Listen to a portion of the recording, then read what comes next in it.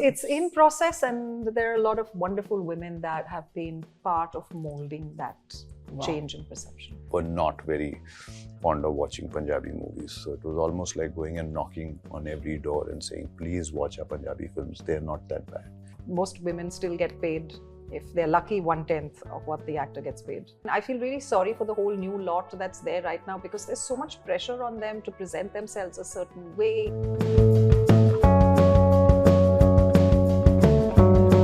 This is Nawaz Kochra joining you on Indian Express, and I'm in conversation with the very amazing team of Ranneeti Balakot and Beyond. We have with us Lara Dutta-Jimmy Shergill. You know, the Balakot incident probably holds a very important significance for all of us. Yeah. What is that what is that significance, or that memory you have of the incident? Well, I'm an Air Force kid, so for us, when the incident took place itself, I mean, it created a huge ripple through the entire, fraternity.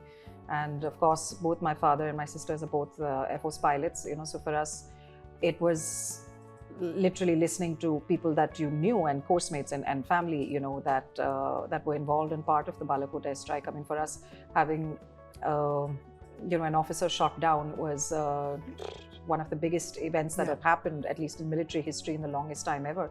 So we're as united with the rest of the country in, ensuring that Wing Commander Abhinandan, sort of made it safely back home. But it was such a massive, I think in recent history, at least for us, one of the biggest military or war incidences that have happened. And it really set the tone. I think the steps that India took at that point of time were very, very crucial to set India's position as a global power, also in terms of just a worldwide perspective. And the way that it was handled at that point of time, we only read about it and we only heard about it in the news, but then to be part of a show that really breaks down exactly what happened behind closed doors, the decisions that went into it, I think for me was an extremely powerful experience to really, be part of something like this. What is your memory of the incident? Personally, the memories are that I think I was shooting in Punjab for something, and all of a sudden we got to know that this has happened.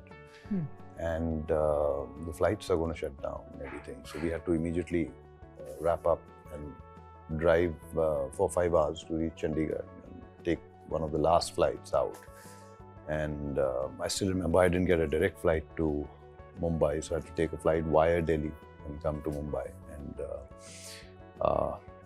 And it's something that the series of events is something that is very fresh in our minds, even right now. But then whatever we saw on television, Lara is different because her background is from the military family and stuff like that. But for us, we only believe what we see on television or read in the news and stuff like that, newspapers or whatever. And when I read the script of this one is when I realized that, oh my God, this is what went on behind the scenes and we don't even know about it. True. And that's probably what makes this series totally different from whatever you've seen on these series of events. If I'm not wrong, 21st year in the industry for you? Yeah, possibly. As old as Arav is. Arav is Akshay's son. Arav was born when we were shooting Das. So as old as Arav is how long I've been in the industry. And for you, this is the 28th year, if I'm not wrong.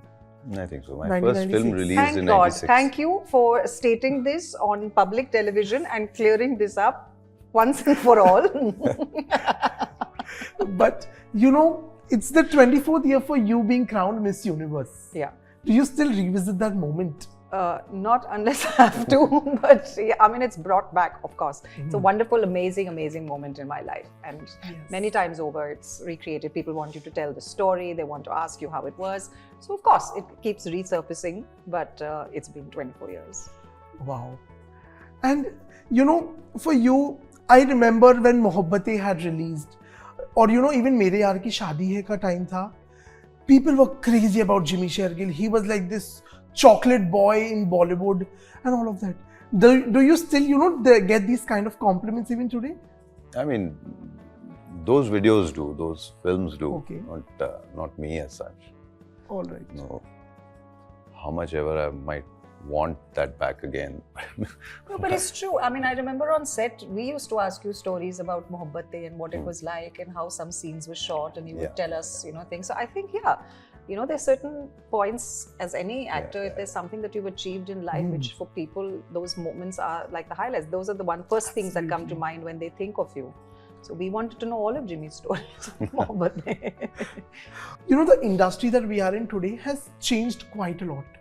I want to know, probably, you know, when you guys started back your journey, how was it like? For me, I think it was just simpler, you know. I mean, it was a lot more chaotic also. I mean, am I saying two diametrically opposite things, that it was simpler and it was chaotic?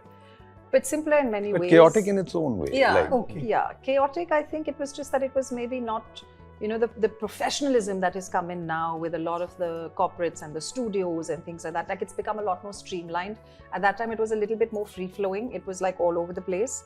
But there were simpler times. Like, we didn't have to, I mean, I feel really sorry for the whole new lot that's there right now, because there's so much pressure on them to present themselves a certain way and to have this media presence and all of that, which, you know, we just got up, did our job, focused on our work, and got on with it. I have to say this, I have always loved your screen presence.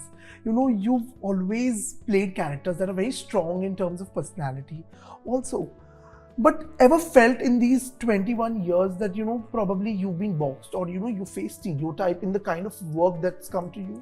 I probably did. If you had asked me this question when I was in my 30s, when I did take a little bit of a sabbatical when my daughter was born, I would probably have said yes. But I think the best thing that I did really was take that sabbatical, because while I was on it, you had the entry of all of these OTT platforms into the country, and that changed the entire, you know, landscape of entertainment, the way that we knew it. And so now I genuinely feel, I don't feel that way anymore. And I feel like maybe possibly it's age that's really liberated me from those perceptions, you know. So today I feel like I'm being offered the kind of work that was what I initially always wanted to do. You know, I didn't want to just be subjected to be playing somebody that's only glamorous on screen. Or, I mean, I built my entire, I think most of the successful films of my career on doing comedy, and the reason that I chose to do comedy is because it gave me a chance to just break away from only being, you know, slotted as somebody who came from a glamorous, you know, sort of point of view, and it allowed me to be a little bit of the goofball that I am. You know, I didn't have to keep it together all the time.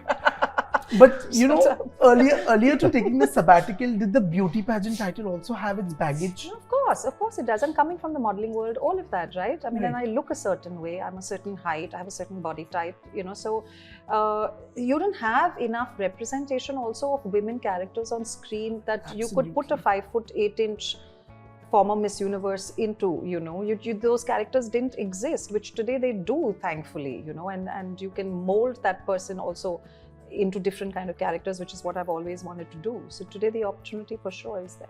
So the beauty standards in the industry have changed today? Can we say that?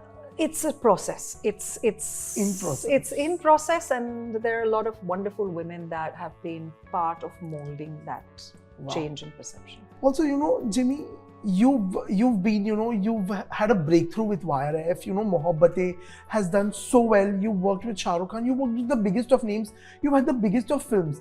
Kahin na kahin, yet, you know, as an audience, I feel Jimmy's not gotten his due in the industry. What is your take on that? I mean, some way you can say that it's true also, because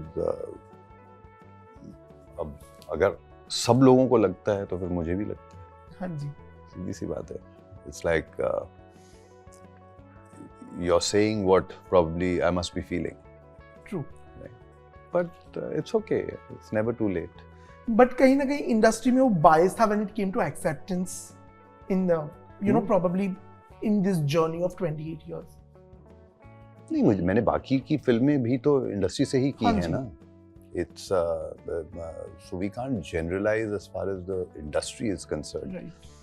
It's the big names and the small names that you can kind of differentiate between, but not this thing. The smaller people came to me, they gave me one of the best stories that I've done so far. Absolutely. You know, and Also, OTT has been a game changer, for a lot of actors for that matter. A lot of work has now started coming in. But also, what it has done is that it has extended the concept of shelf life in our industry today. What is, recently I was talking to Sonali Bendre and she happened to tell me that actresses unfortunately had a shorter shelf life earlier, and with OTT it has now increased. What is your take on, shelf life of an actress today? I don't know. I mean, from personal experience, I can't really, I would say that I'm part of the generation that very seamlessly transversed that, where earlier on it was thought that by the time you reached your 30s and it was time for you to settle down, your career finished. I never faced that, right? I mean, for me, I just very seamlessly transitioned right through. I'm in my mid 40s now and, and I haven't stopped working. So maybe I'm not the right person to ask, to ascribe to that thought process, because I'm very much the generation that's had that opportunity, present itself to them. So. Also, you had a very interesting journey in Punjabi cinema. Like, as a producer also, was it a conscious effort to also move to Punjabi cinema or explore that industry as well?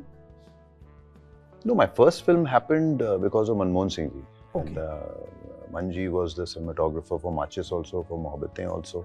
And then he started making Punjabi films, and then his films were doing really well, especially in the overseas and all that. And then he met me and he narrated a story, and he said that, I don't know whether you'll want to do a Punjabi film or not. I said, Manji, why not? Anything for you. And that's how it happened. It's just something that I said yes to, like that. And when that film released is when I got to know that, oh my God, this can be a huge industry if we work hard at it. And then I started doing one Punjabi film every year. And I would take out about 3 to 4 months for the shooting and for promoting that film, because at that point of time, people were not very fond of watching Punjabi movies. So it was almost like going and knocking on every door and saying, please watch our Punjabi films, they're not that bad. And in 2009-10 is when people over here, the trade in our Hindi film industry also started noticing Punjabi films and their box office and everything like that. And then onwards, I've tried to experiment, because my thing was that I wanted Punjabi industry to have its local superstars and everything, whatever. And I thought that and when that happened in 2009-10 is when I thought I've done my bit, and now let me keep experimenting. So we've been experimenting since then. Some things work, some things don't, and all that, whatever. But I think now in the near future, I think there's a huge change that is going to come now. I'm sure in your respective careers, there would have been moments where, you probably thought that, one particular moment that changed you as an actor or you changed you as a person. Do you remember that? For me, yeah, I do. And I think that moment came for me with a film that I did called No Entry. Yes. No Entry, I think, gave me the opportunity to first step into the entire comic genre. Made me realize that was something that I was really good at.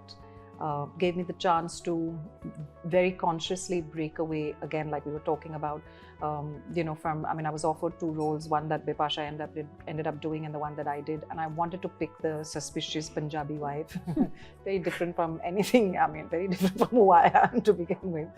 But I think that then set me up for quite a few years for what I did, and the opportunity of then working with some of the best comic directors in our industry, and it really cemented for me my reputation as a comic actress. Wow. What about you? For you, was there a moment that you I'm waiting for that moment. Also, you made a very interesting point that today a lot of actors have to deal with the pressure of, the stardom, social media, being present out there. I want to know that, probably what were the pressures that y'all dealt with when y'all had started off in the industry? As a woman, plenty of them. Yes. Yes, plenty of them. One of the biggest ones which we still fight till today is pay disparity, right? True. It's just, we work as hard, if not harder, than most of our male counterparts in the business, and most women still get paid If they're lucky, 1/10 of what the actor gets paid. So, yeah. What about you? I don't know what she's talking about. But what was there, you know, probably a pressure of stardom that you dealt with back then? Yeah, the beauty about that time was that there were lesser pressures. I think things were far more simpler in those days, and there was something nice about those times. You know, there is a report that you are playing Kaikai in Nitesh Tiwari's Ramayana. Is there? Yes. I'm hearing it a lot as well.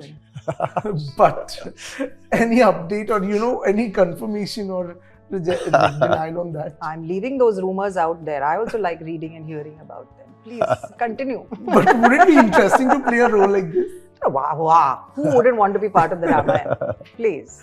No, I mean, you know, the weightage that probably, you know, comes with the character, because there are mythological references, TV shows. But there were so many characters that I wanted to play in Ramayana. If it was offered to me, I would want to play Srupnakha, I would want to play Mandodari, I would want to play Keke, so many things. I'm playing them all.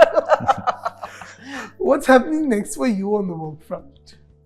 Ranneeti. After this?